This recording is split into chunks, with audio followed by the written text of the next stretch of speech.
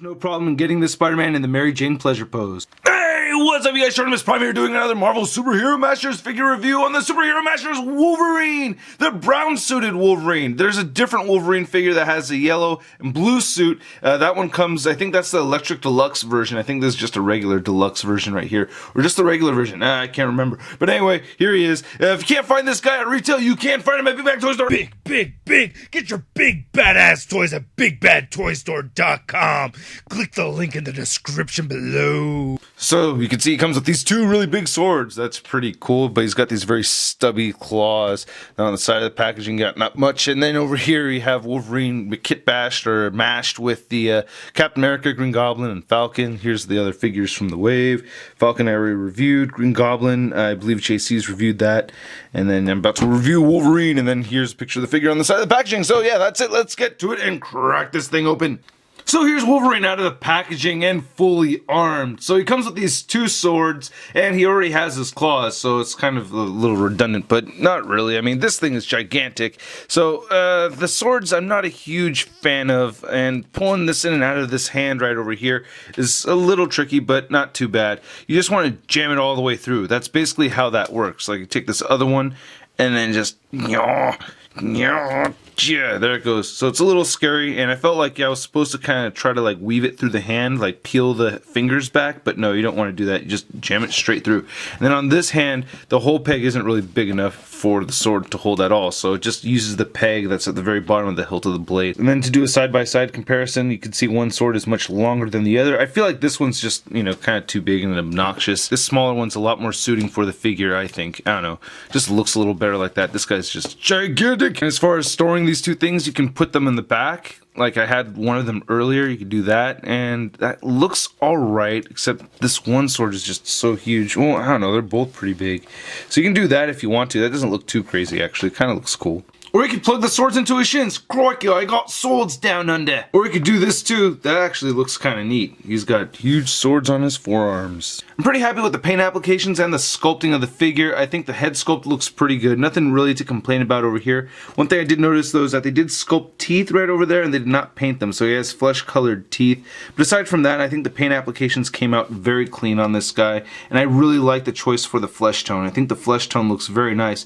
Actually better than some of the flesh tones we'd gotten in the past with Marvel Legends, which is actually pretty horrible. But he has no X on his belt. That's another little thing I noticed.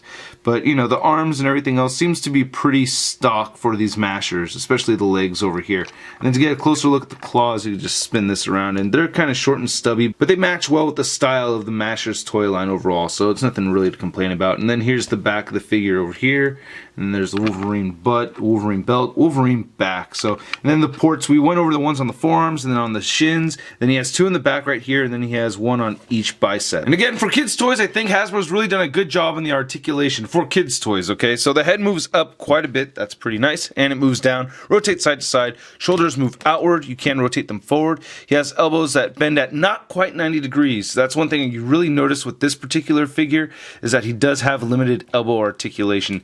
And then he rotates at the elbow as well. No waist articulation. That'd be cool if they added that. That's like one major piece of articulation I wish they had. He has hips that move all the way outward. They move forward, so they're on T-joints. He has an upper thigh swivel. He has single jointed knees that don't really bend all the way down to 90 degrees as well. He also has ankles that move downward, upward, and a beautiful ankle pivot, and that came apart. And you can take that apart, and you can take that apart, and that, and that, and that, and did the shoulder come out too? I thought the shoulders came off, and then he has no head. But I thought the shoulders came off. No? No, I don't think the shoulders are coming off on me. The shoulders stay, so you're just left with this torso over here. So this Masher toy stands at a pretty standard height for a Masher. It's over 6 inches tall. And here he is next to Spider-Man. That's a little comic book inaccurate. Wolverine should be shorter. And here he is next to Venom. And here he is next to the Masher's Falcon. And out of Spider-Man, Falcon, and Wolverine, Wolverine is actually the tallest. And then here he is next to the Marvel Legends Big Time Letdown Spider-Man. So let's see if we can do some quick mashing over here. I want to see Wolverine fly. I like having the random characters flying around and stuff. Let's see, we do that. Just unplug this, and unplug that, and unplug this in right here. And now we have a flying Wolverine. Yeah, it's pretty cool. Flying Wolverine? No? I don't know.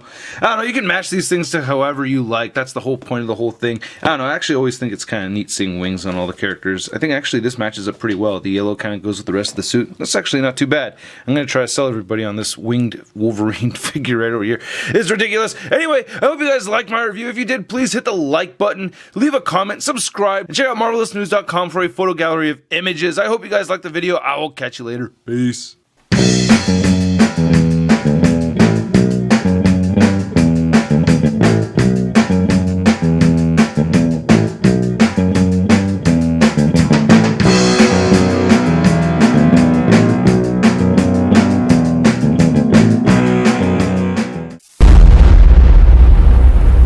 Crispy.